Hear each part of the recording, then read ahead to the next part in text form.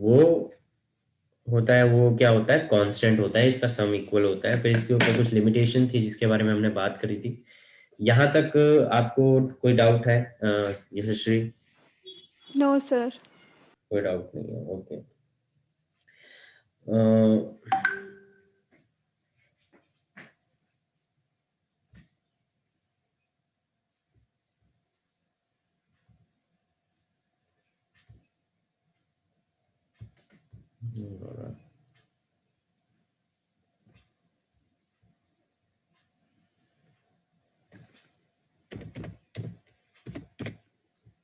यशस्वी प्रकृति का नहीं हो रहा है।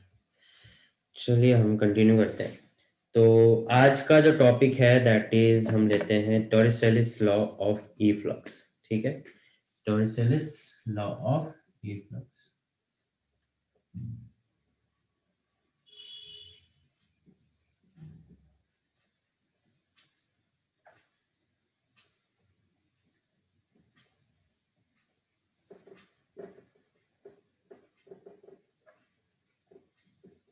ठीक है, तो ई फ्लक्स क्या है कि एक कंटेनर है, उस कंटेनर में जो प्रेशर है अगर हम देखें तो लेट्स से कि अगर ये पॉइंट हो गया, तो टॉरिसेलिस लॉ में एक कंटेनर है इस तरीके से, और इस पॉइंट पे एक फ्लक्स है जिससे लिक्विड बाहर की तरफ गिर रहा है। ठीक है, तो ये जो पॉइंट है यहाँ पे जो वेलोसिटी है दैट इज v1 या v ले लीजिए। ठीक है, यहाँ पे जो वेलोसिटी होगी वो हमें निकालनी है। तो मान लेते हैं कि इसके अंदर जो फ्लूइड है वो इस लेवल तक है। इस पॉइंट पे जो प्रेशर है वो हमने मान लिया कि पी ए है। ठीक है, वो हमने क्या मान लिया, पी ए है। और एक लेवल इसका ये हो जाएगा, तो ये जो हाइट है इसको हमने मान लिया y2। क्या मान लिया, y2। और इसको हमने मान लिया y1। इसको क्या मान लिया, y1। और ये जो हो गया वो हमारा क्या हो गया, हाइट h, यानी h हाइट का डिफरेंस है। इतनी बात क्लियर है? Yes sir. तो अभी हमें ये जो v वेलोसिटी है इस ई फ्लक्स का वो निकालना है।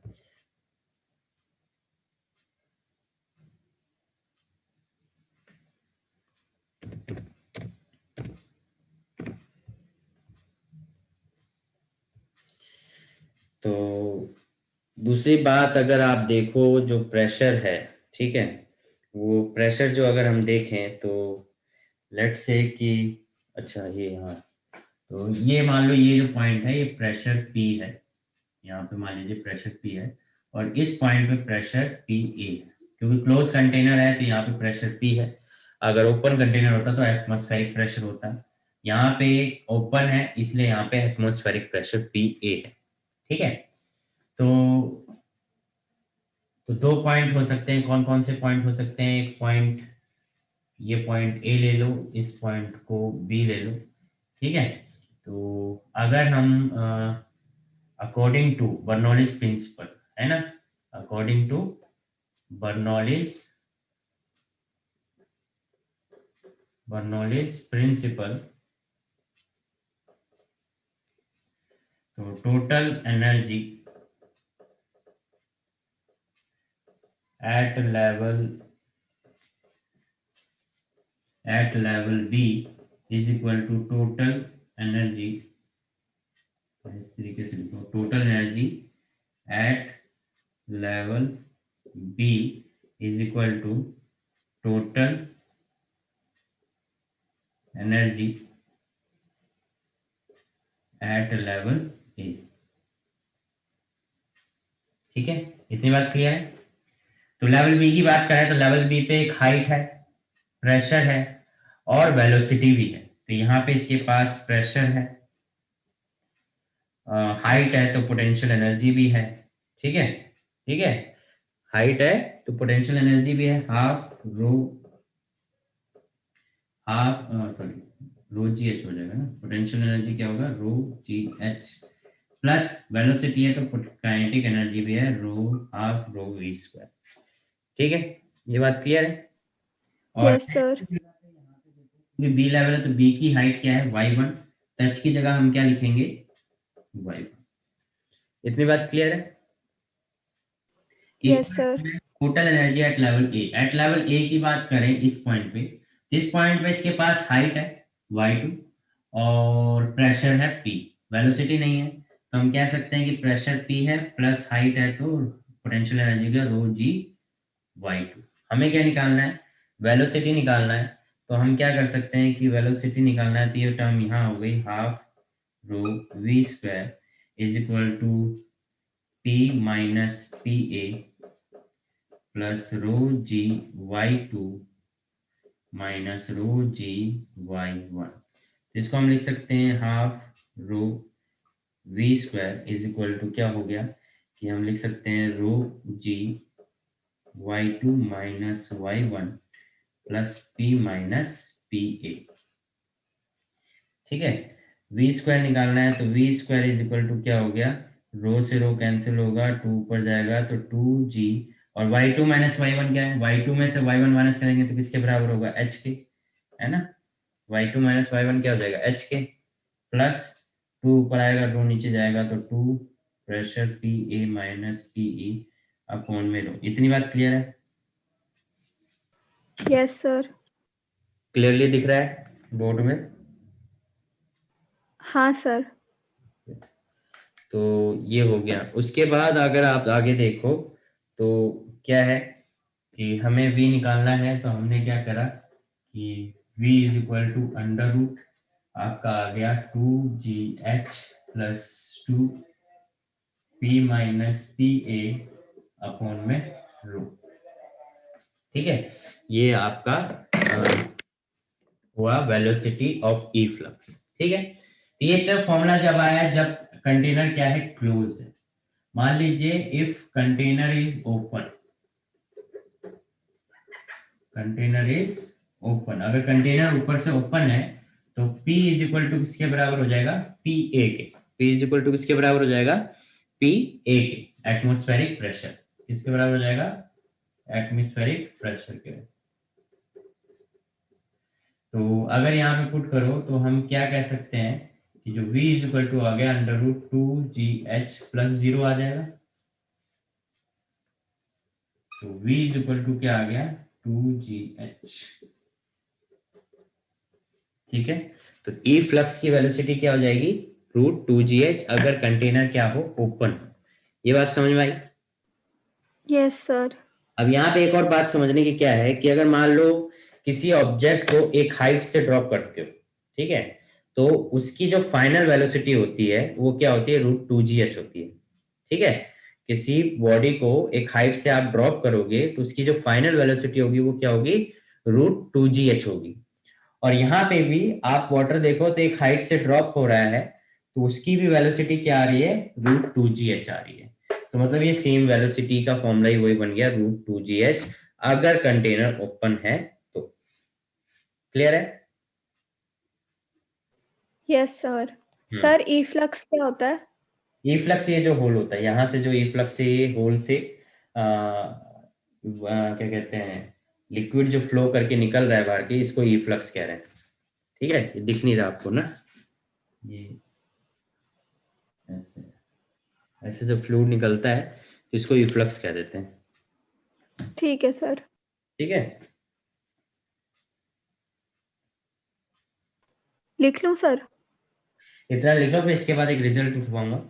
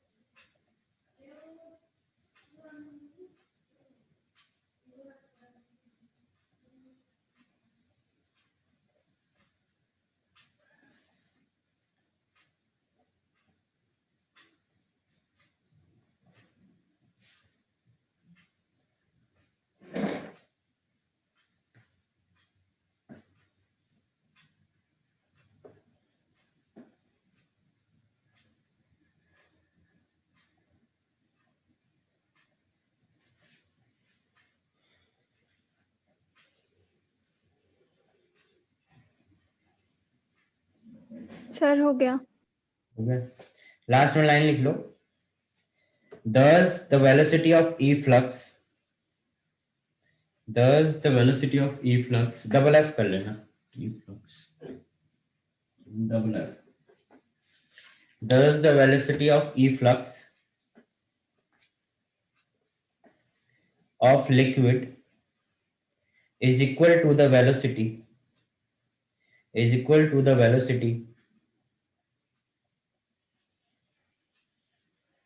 which a body acquires in falling freely from the free liquid surface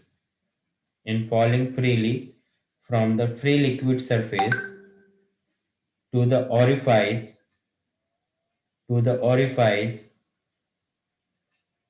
this result is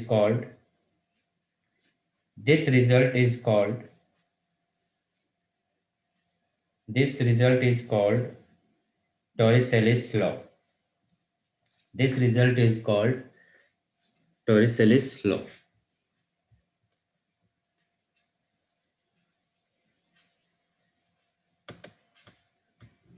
sir हो गया।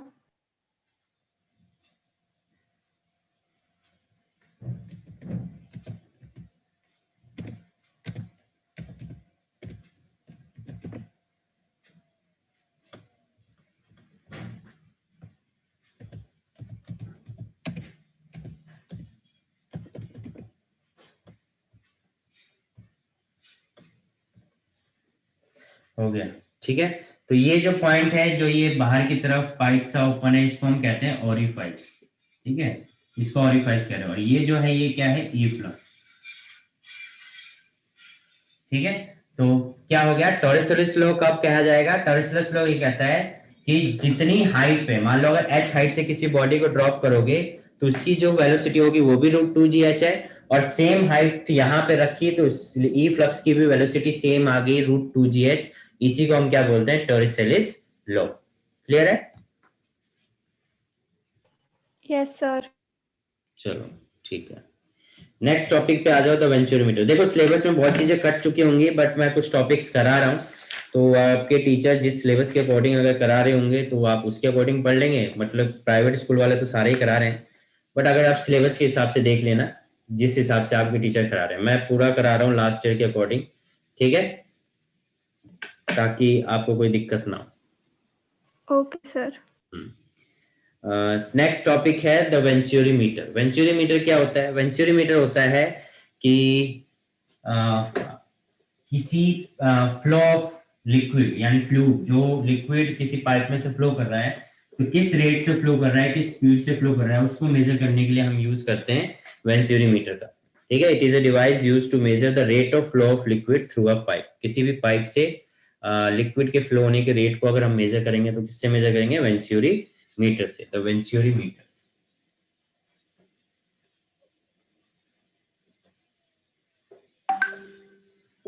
जो नोट्स मैंने भेजे थे उससे आप क्रॉस चेक कर रहे हो? Yes sir. ठीक है, उसमें से मतलब समझ में आ रहा है ना जो जो मैं लिखवा रहा हूँ, क्योंकि डेफिनेशन कई सारी नहीं लिखवा रहा हूँ मैं। Yes sir.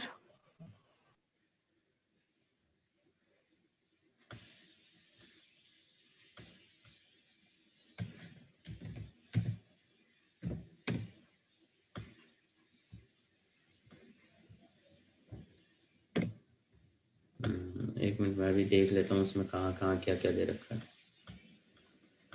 वेंचुरीमीटर तो क्या है? वेंचुरीमीटर एक ऐसा डिवाइस है जो कि, या एक पाइप डिवाइस है जो कि क्या करता है, किसी पाइप में से फ्लूइड के रेट को मेजर करने के लिए यूज किया जाता है कि किस रेट से किसी पाइप में से फ्लूइड फ्लो कर रहा है, ठीक है। तो उसको हम कह देते हैं वेंचुरीमीटर।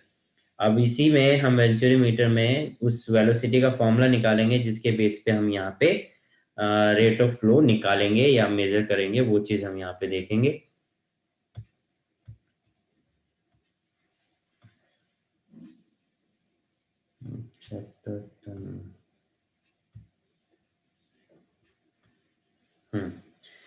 तो क्या था, तो हो गया, ये भी हो गया।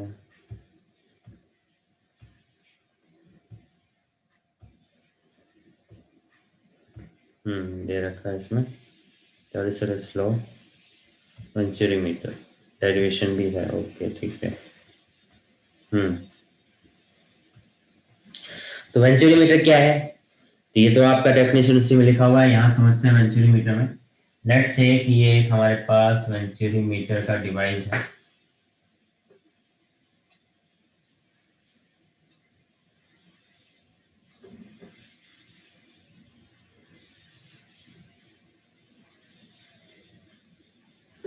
ठीक है, और यहाँ पे एक यू शेप आपकी ट्यूब है,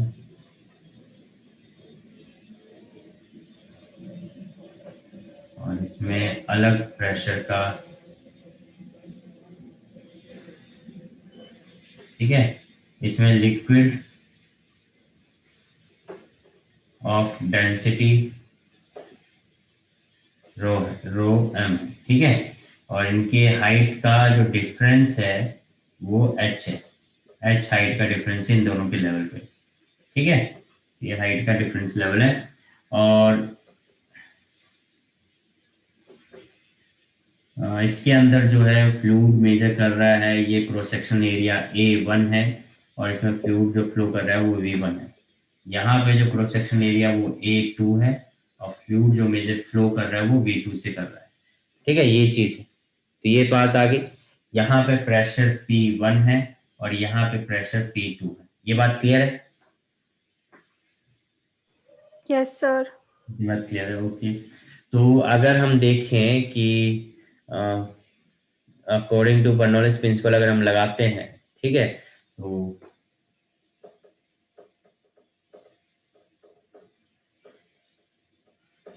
बर्नौलीज प्रिंसिपल, तो बर्नौलीज प्रिंसिपल क्या कहता है कि इस लेवल पे जो टोटल एनर्जी होगा वो इस लेवल के टोटल एनर्जी पे सेम होगा। बट ये दोनों लेवल सेम लेवल पे हैं तो इनका पोटेंशियल एनर्जी तो सेम होगा, तो उसकी तो हम बात करेंगे नहीं। बट इसके पास क्या है, प्रेशर और वेलोसिटी है, प्रेशर और वेलोसिटी है। तो इस पॉइंट पे प्रेशर होगा और काइनेटिक एनर्जी होगी half rho v1 square is equal to, इस पॉइंट पे प्रेशर होगा that is P2 is plus half rho v2 square. ये बात क्लियर हुई आपको? Yes sir. दूसरी बात अगर हम देखें तो लेट्स से कि प्रेशर डिफरेंस हम निकाल लेते हैं। तो प्रेशर डिफरेंस निकालते हो तो P1 minus P2 is equal to क्या हो गया, half rho V2 square minus V1 square, half rho common ले लिया, ठीक है, V2 square minus V1 square, और V1 स्क्वायर को कॉमन लोगे तो ये बन जाएगा half rho V1 square V2 square by V1 square minus 1। ये बात क्लियर हुई? ये कॉमन कैसे बाहर आया? नहीं सर। ये नहीं आया। देखो V2 स्क्वायर है और V1 स्क्वायर है, इसमें से मेरे को V1 को कॉमन लेना है। तो V1 को कॉमन लेना है तो देखो यहाँ V1 है पर यहाँ V1 नहीं है ना, तो उल्टा है। हाँ, यहाँ V1 नहीं है तो मैं क्या करूंगा, इसको V1 स्क्वायर से मल्टीप्लाई और डिवाइड कर दूंगा। ये बात समझ में आई? हाँ सर। तो अगर इसको मैं डिवाइड मल्टीप्लाई कर दूंगा तो इससे इक्वेशन में कोई चेंज आएगा? नहीं सर। नहीं आएगा। तो अब मैंने क्या करा, अब दोनों साइड V1 स्क्वायर आ गया, कॉमन ले लिया। V1 स्क्वायर इधर क्या बच गया, V2 square by V1 square minus 1। ये बात समझ में आई? Yes sir. वही चीज हमने यहाँ पे किया है कि जब भी कोई चीज कहीं से कॉमन ले ली और वो चीज यहाँ पे ना हो तो वो डिवाइड में लिख दो, ठीक है, कॉमन ले लो और डिवाइड में लिख दो। इतनी बात क्लियर है? Yes sir. फिर उसके बाद हमें पता है as equation from equation of continuity, अगर हम याद रखें फ्रॉम इक्वेशन ऑफ कंटिन्यूटी, अगर हम देखें इक्वेशन ऑफ कंटिन्यूटी, तो A1 V1 is equal to A2 V2, यही था, है ना? तो यस सर। तो A1 by A2 is equal to V2 by V1, ये हमारे पास मिल गया। अब आज देखो कि यहाँ पे V2 बाय V1 का स्क्वायर है, तो इसको हम लिख सकते हैं V2 बाय V1 का होल स्क्वायर लिख सकते हैं, इसको थोड़ा ऊपर करके लिख देता हूँ, v2 का स्क्वायर बाई v1 का स्क्वायर माइनस 1। तो आप दोबारा लिखोगे तो p1 minus p2 is equal to half rho v1 square v2 by v1 का होल स्क्वायर माइनस 1। ये बात क्लियर है? Yes sir. अब v2 बाय v1 की जगह a1 बाय a2 पुट कर सकते हो, सो हम क्या कर सकते हैं कि p1 minus p2 is equal to half rho v1 square that is v2 by v1 की जगह पे आ जाएगा a1 बाय a2 का होल स्क्वायर माइनस 1, है ना? ये हमें यहाँ पे मिल गया। हाँ सर। इसका एलसीएम लेके सॉल्व कर सकते हो। एलसीएम लेके सॉल्व करोगे तो क्या बनेगा, p1 minus p2 is equal to half rho v1 square a1 square minus a2 square upon में a2 स्क्वायर। ये बन जाएगा, बन जाएगा। हाँ सर। ठीक है। फिर अगर हम देखें कि मैनोमीटर, मैनोमीटर क्या है, ये जो है इसको हम मैनोमीटर कह रहे हैं। ठीक है, तो इन मैनोमीटर देखें, मैनोमीटर में देखोगे तो हाइट का डिफरेंस है दोनों में, तो हाइट का डिफरेंस है मतलब प्रेशर डिफरेंस है। प्रेशर डिफरेंस देखोगे तो इस मैनोमीटर में तो वो क्या है आपका P1 माइनस P2। ठीक है, P1 माइनस P2 अगर आप निकालते हो तो P1 माइनस P2 अगर आपने किया तो आपको क्या मिला, H रो G। ये फॉर्मूला पढ़ा है, याद है? Yes sir. तो देखो P1 माइनस P2 यहाँ से आ गया, P1 माइनस P2 यहाँ से आ गया, ये इक्वेशन 1 बन गई, ये इक्वेशन 2 बन गई फ्रॉम इक्वेशन 1 एंड 2। ठीक है, तो आप क्या लिख सकते हो, H rho G is equal to half rho V1 square A1 square minus A2 square upon में A2 स्क्वायर। ठीक है, हमें V1 की वैल्यू चाहिए, तो V1 square is equal to क्या हो जाएगा, 2 ऊपर चला जाएगा, 2H रो G अपॉन में क्या आ जाएगा, रो। ठीक है, और ये आ जाएगा, ये भी नीचे जाएगा, है ना, ये भी नीचे जाएगा, तो इसको हम लिख सकते हैं A1 का स्क्वायर माइनस A2 का स्क्वायर अपॉन में A2 का स्क्वायर। ये लिख सकते हैं, यस सर। या फिर इसको ऊपर ले जाएंगे तो ऊपर आप इस तरीके से लिख सकते हो, उल्टा करके लिख सकते हो। ये हो जाएगा इस तरीके से A2 का स्क्वायर अपॉन में A1 का स्क्वायर माइनस A2 का स्क्वायर। ठीक है, और स्क्वायर है तो स्क्वायर को हटा के आप लगा सकते हो रूट। ये बात क्लियर आ गई? Yes sir. या आपने निकाल लिया वेलोसिटी, यानी कि कितनी वेलोसिटी से फ्लो कर रहा है ये आपने मेजर कर लिया। क्लियर है? Yes sir. तो ये यहाँ पे निकालना था, कर लीजिए, नोट कर लीजिए इसको।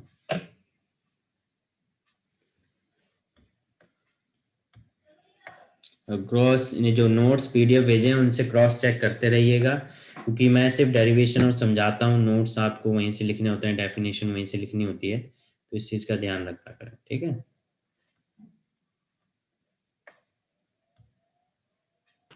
ठीक है सर।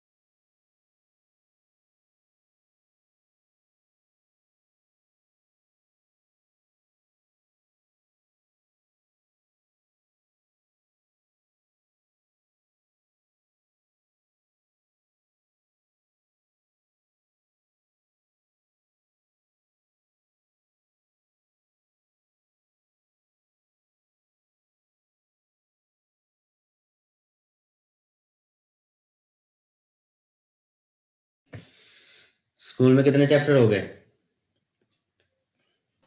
सर अभी तो इसी चैप्टर पे है मैम। फ्लूट पे? हाँ हम्म,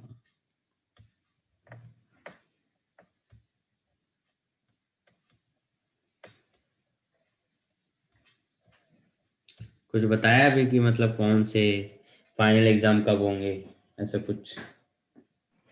नहीं सर, अभी तो नहीं बताया। तो अभी जो आपके पोस्ट एग्जाम जो होने वाले हैं, अभी आप ही ने बोला था ना, हाँ सर। तो उसमें क्या फ्लूट तक आएगा?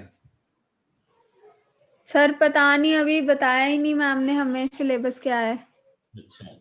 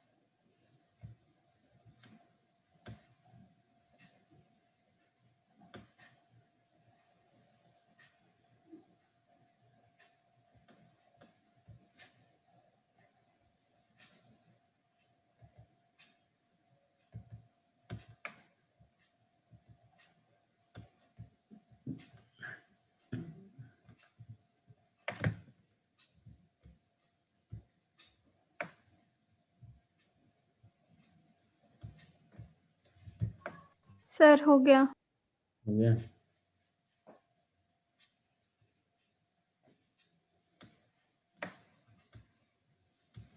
हम्म। फिर आप देखोगे टॉपिक जो है एटोमाइजर, ये डायनेमिक लिफ्ट, ठीक है। तो डायनेमिक लिफ्ट में क्या है कि आपने देखा होगा कई बार हम वो स्प्रे होता है एटोमाइजर जिसे हम कहते हैं।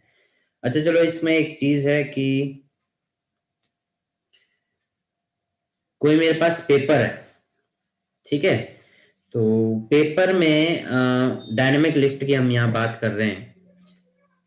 इसको रब कर देता हूँ, समझाता हूँ फिर। डायनेमिक लिफ्ट कोई चीज कैसे ऊपर उठती है, एरोप्लेन कैसे उड़ जाता है ऊपर, ठीक है। तो ये सब चीजें हैं। तो क्या है डायनेमिक लिफ्ट, हम यहाँ पे पढ़ेंगे। टॉपिक हमारा है डायनेमिक डायनेमिक लिफ्ट। तो डायनेमिक लिफ्ट की अगर हम बात करते हैं तो डायनेमिक लिफ्ट क्या है बेसिकली, अगर चलो मान लो आपके पास एक पेपर है, ठीक है, एक पीस ऑफ पेपर है।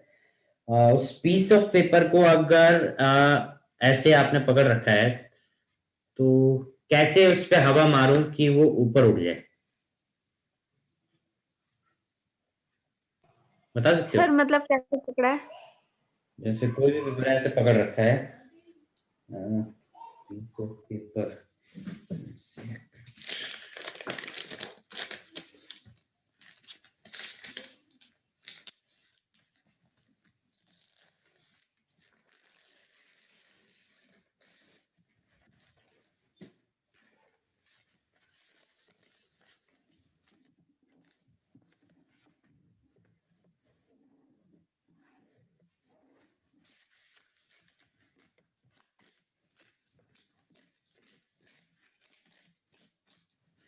ये आपके पास एक पीस ऑफ पेपर है, ठीक है, और इस पीस ऑफ पेपर को मैंने ऐसे पकड़ रखा है, ये आप कर रहे हैं, अब ये नीचे नीचे की तरफ टंगा हुआ है।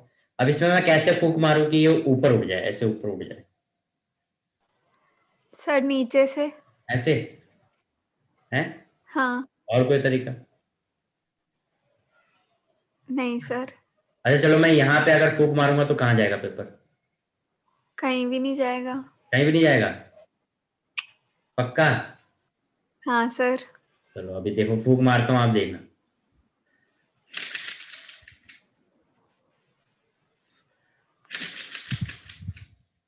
क्या हुआ? सर ये कैसे हो गया? ये आपके पास, अगर आपके पास पेपर है तो आप करके देखो। ये कैमरा ऑन करो और पेपर ऑन करो, तभी मजा आएगा इसको करने में। है आपके पास पेपर कोई? ऐसे लंबा पीस फाड़ो, ऐसा पेपर।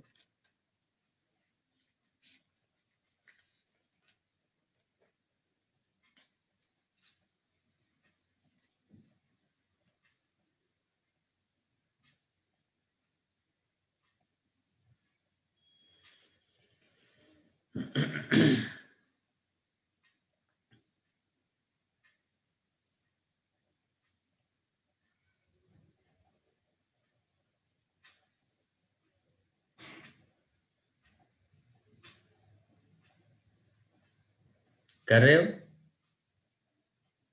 हाँ सर कर रही।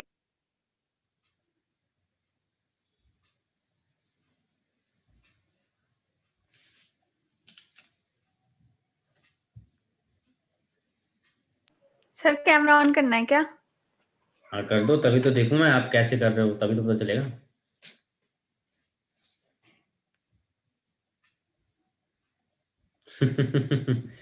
एक मिनट। हाँ जी, अब करो। ऐसे पूरा, हाँ नीचे ऐसे करो, ऐसे ऐसे करो। हाँ फूंक मारो। जा रहा है ऊपर, है ना? हाँ तो ये फूंक मारा, तो अब ये क्यों हुआ ऐसा बताइए, आप बता सकते हो क्यों हुआ ऐसा? आपको ये पहले नहीं नहीं पता था? कभी ऐसा किया नहीं था आपने? नहीं नहीं किया? ऐसे कभी नहीं किया, ऐसे कर दो। हैं? नहीं सर नहीं किया। हाँ, अब करके देखो दोबारा, फिर होगा। उठ रहा है ना? तो ऐसा क्यों हो रहा है, आप बताओ, क्या ऐसा क्यों हो रहा है? ऐसा क्या किया हमने? हम तो सीधा फूंक सामने की तरफ मार रहे हैं, फिर भी पेपर ऊपर की तरफ उठ रहा है, ऐसा क्यों हो रहा है? सर पता नहीं, सर मैजिक। मैजिक? वैसे मैजिक में भी साइंस होता है मोस्टली, ज्यादातर पूरा मैजिक जो है वो मोस्ट साइंस के ऊपर होता है। तो यहाँ पे बेसिकली क्या है कि देखो, क्या होता है कि जैसे ये पेपर है, तो अगर हमने इसको पेपर को ऐसे पकड़ा हुआ है, होल्ड किया हुआ है, तो इसमें क्या हो रहा है कि एटमोस्फेयर का प्रेशर लग रहा है, इस साइड भी प्रेशर लग रहा है और डाउन साइड भी प्रेशर लग रहा है, ठीक है? तो जब ये और ये प्रेशर आपका लग रहा है, तो ऐसे में आप क्या कर रहे हो, ऐसे में क्या कर रहे हो कि आपने जब इसको छोड़ दिया, तो अभी क्या है कि एटमोस्फेरिक प्रेशर यहाँ से लग रहा है, एटम यानी कि एटमोस्फेयर का प्रेशर है, जिसकी वजह से पेपर डाउन साइड है और ग्रेविटी भी है, ठीक है? एक चीज तो ये भी है, तो पेपर डाउन साइड है। अब आपने क्या करा कि आपने इस साइड से, मतलब ये जो मेरा हाथ है, यानी कि ये इस पॉइंट से जब आपने फूंक मारा, हवा का फ्लो बनाया, तो हवा के फ्लो की वजह से यहाँ का जो एटमोस्फेयर का प्रेशर था वो हट गया, ठीक है? क्या हुआ? एटमोस्फेयर का प्रेशर हट गया। अब एटमोस्फेयर का प्रेशर अगर हट गया है, तो पर नीचे तो एटमोस्फेयर का प्रेशर अभी भी बना हुआ है ना? नीचे क्या है? एटमोस्फेयर का प्रेशर अभी भी बना हुआ है, और ऊपर से आपने फूंक मार के एटमोस्फेयर का प्रेशर को हटा दिया है। तो क्या हुआ कि जो नीचे एटमोस्फेयर का प्रेशर है और ऊपर एटमोस्फेयर का प्रेशर नहीं है, ऊपर कोई भी प्रेशर नहीं है, तो इसके ऊपर एक प्रेशर डिफरेंस क्रिएट हो गया। और प्रेशर डिफरेंस क्रिएट होने की वजह से नीचे ज्यादा प्रेशर है, ऊपर प्रेशर नहीं है, तो नीचे वाले प्रेशर ने इसको ऊपर उठा दिया। समझ में आई बात? Yes sir. जैसे कि ये जो है, ये पेपर है आपका, ठीक है? इस पे एटमॉस्फेयर का प्रेशर इस तरीके से लग रहा है इस पे, ठीक है? ये एटमॉस्फेयर का प्रेशर इस पे इक्वली लग रहा है, तो ये अभी इक्विलिब्रियम में, ठीक है? एटमॉस्फेयर का प्रेशर है।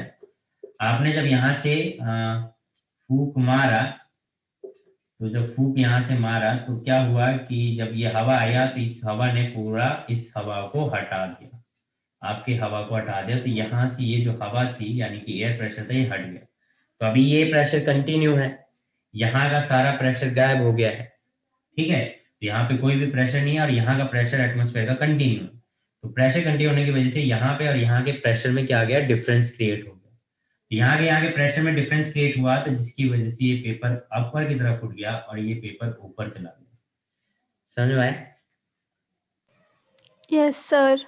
तो इसे कहते हैं डायनेमिक लिफ्ट या प्रेशर डिफरेंस क्रिएट करना।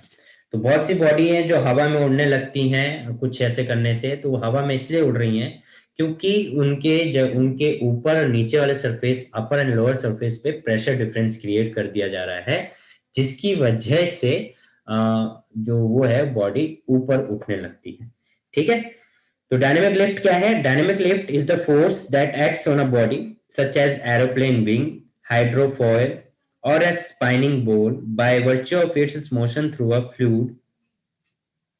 ठीक है, तो डायनेमिक लिफ्ट क्या हुआ? डायनेमिक लिफ्ट एक फोर्स है जो किसी बॉडी पे एक्ट करती है, जैसे कि एरोप्लेन की जो विंग है, एरोफॉयल जो है, ठीक है, कोई बॉल हो गई, ठीक है, तो इस स्पिनिंग बॉल यानी कि जो घूमती हुई बॉल है, उसकी वजह से हर एक ऑब्जेक्ट पे फोर्स लगता है, और उस फोर्स को हम क्या कह दे रहे हैं जब वो किसी फ्लूइड में मोशन कर रहा है। फ्लूइड मतलब यहाँ पे लिक्विड नहीं है, एयर भी है, ठीक है, लिक्विड और एयर दोनों की बात हो रही है यहाँ पे।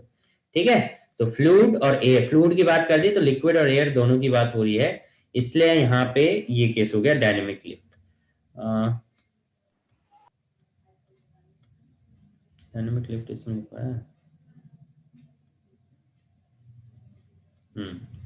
एरोफॉयल डायनेमिक लिफ्ट, ठीक है, ये लिखवा दिया है। ये चीज है,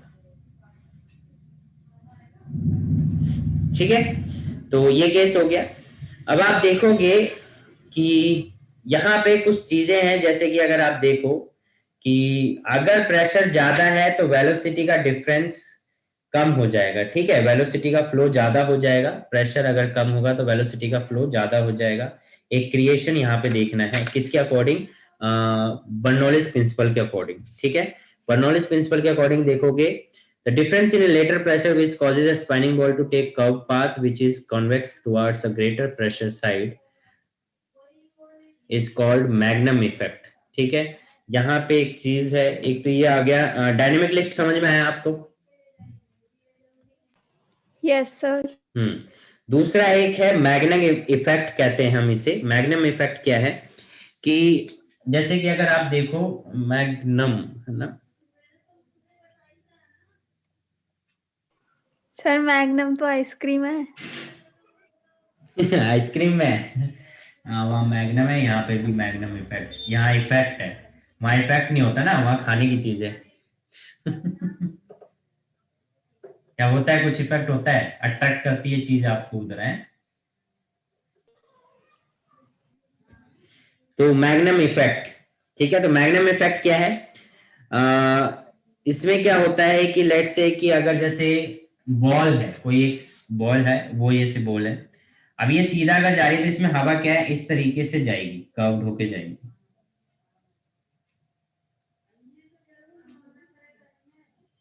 ठीक है, इस तरीके से बॉल जाएगी।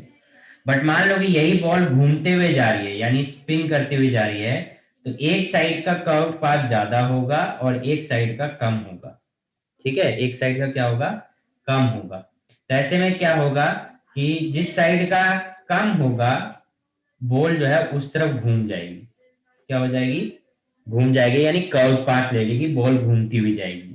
जैसे आपने देखा होगा कई बार फुटबॉलर किक मारता है, सोसर किक मारता है, तो बॉल उनकी फुटबॉल ऐसे घूमती हुई जाती है, देखा है आपने?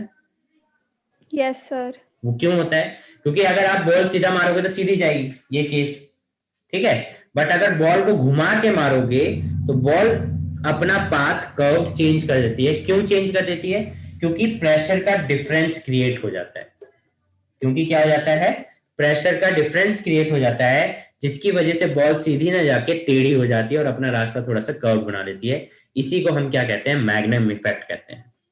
क्लियर है? Yes sir. इसको हम कहते हैं मैग्नम इफेक्ट।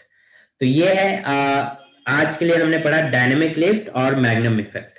एक होता है एरोफॉयल, एरोफॉयल भी पढ़ लेते हैं, पीडीएफ में अभी देख लेना आप, इसको टॉपिक डालते जाओ, डायनेमिक लिफ्ट हो गया, मैग्नम इफेक्ट हो गया और एरोफॉइल हो गया। इसको नोट में से अभी पीडीएफ में से नोट कर लेना, ठीक है। ठीक है सर। एरोफॉइल, एरोफॉइल में क्या होता है, एरोफॉइल एक तरीके का ऐसा सरफेस होता है, ठीक है। एरोफॉइल में एक इस तरीके का सरफेस होता है जिसमें ऊपर की तरफ जो फ्लो होता है फ्लूइड का वो ज्यादा कर्व्ड होता है, नीचे की तरफ कम होता है, ठीक है। नीचे की तरफ क्या होता है, कम होता है इस तरीके से, और ये बॉडी जो है आगे की तरफ जा रही है। तो एरोफॉइल में क्या होता है कि यहाँ पे देखो फ्लूइड की ये जो वेलोसिटी है, यहाँ पे ये ज्यादा कर्व्ड है, यहाँ पे कम कर्व्ड है, सीधा जा रहा है। यहाँ पे जो फ्लूइड है यानी कि जो एयर है चाहे लिक्विड है, उसकी स्पीड क्या है, हाई है, और हाई स्पीड होने की वजह से यहाँ पे प्रेशर क्या हो जाता है, लो, लो प्रेशर। यहाँ पे फ्लूइड स्पीड जो है फ्लूइड की, चाहे एयर हो, वाटर हो, लिक्विड हो, उसकी क्या है, लो स्पीड है। और क्या होता है कि जो प्रेशर होता है वो हाई हो जाता है, यानी इनवर्सली रिलेशन। क्या है, इनवर्सली रिलेशन। अगर स्पीड ज्यादा होगी तो प्रेशर कम होगा, और स्पीड कम होगी तो प्रेशर ज्यादा होगा, इनवर्स रिलेशन हो गया, ठीक है। तो क्या होता है कि आप देखो नीचे स्पीड कम है तो हाई प्रेशर है, ऊपर स्पीड फ्लूइड का ज्यादा हो गया तो लो प्रेशर है। अब प्रेशर डिफरेंस क्रिएट हो गया, इधर लो प्रेशर है इधर हाई प्रेशर है, प्रेशर डिफरेंस क्रिएट हो गया, बॉडी ऊपर की तरफ उठने लग गई, तो ये एरोफॉइल हो गया। एरोफॉइल बेसिकली एक ऐसा सरफेस डिजाइन करना जो डायनेमिक लिफ्ट को या डायनेमिक लिफ्ट को अप्लाई करे, ठीक है। यानी कि उसके ऊपर एक ऐसा फोर्स एक्ट करे जिसकी वजह से वो ऊपर की तरफ लिफ्ट होने लगे। जैसे कि एरोप्लेन के, एयरक्राफ्ट के जो विंग्स होते हैं, वो विंग्स कुछ इसी तरीके से डिजाइन होते हैं, है ना यशस्वी? Yes sir. वो इस तरीके से डिजाइन क्यों होते हैं, क्योंकि जब वो एयर में फ्लो करे तो फ्लूइड ऊपर क्या हो, डायनेमिक ऊपर क्या हो, एयर का फ्लूइड स्पीड ज्यादा हो, और प्रेशर कम हो, नीचे स्पीड कम हो, प्रेशर ज्यादा हो, जिसकी वजह से एरोप्लेन को ऊपर उठने में आसानी हो। समझे? Yes sir. तो ये रीजन होता है एयरक्राफ्ट के उड़ने का और किसी भी बॉडी का ऊपर उठने का। तो ये आपने समझा कि प्रेशर डिफरेंस क्रिएट करने से कैसे हम बॉडी को ऊपर उठा सकते हैं। बस हमें एक प्रेशर डिफरेंस क्रिएट करने की जरूरत होती है, यानी कि आप इतनी स्पीड में भागो कि ये प्रेशर डिफरेंस क्रिएट हो जाए और आप उड़ने लग जाओ। समझे? Yes sir. तो ये हो गया आज के टॉपिक्स। आज के टॉपिक से कोई डाउट आपको? No sir. हाँ, तो अभी जो मैंने बताया डायनेमिक लिफ्ट, मैग्नम इफेक्ट और एरोफॉइल, इसको आप पीडीएफ में से नोट कर लेंगे और समझ लेंगे। और उसके बाद एक टॉपिक है blood flow and heart attack, ठीक है। ये भी एक टॉपिक डाल लो, blood flow and heart attack. Blood flow and heart attack, इसको आप रीड कर लोगे, समझोगे, ठीक है। इसको बस ये रीड करने वाली चीज है, इसको समझ लेना। जो चीज नहीं समझ में आए वो नेक्स्ट क्लास में पूछ लेना, ठीक है। ठीक है सर। ओके, तो फिर मिलते हैं नेक्स्ट क्लास में। ऑलमोस्ट ये चैप्टर होने ही वाला है, नेक्स्ट क्लास में ऑलमोस्ट हो ही जाएगा, या 2 क्लास और लगेंगी बस ये चैप्टर फिनिश। तो मिलते हैं फिर नेक्स्ट क्लास में। Till then bye bye. Bye sir. Bye bye. चलो, आज एक मैजिक सीख लिया तुमने, हैं? हाँ सर। अब सबको दिखाना। चलिए। अब मैं घर में सबको दिखाऊंगी।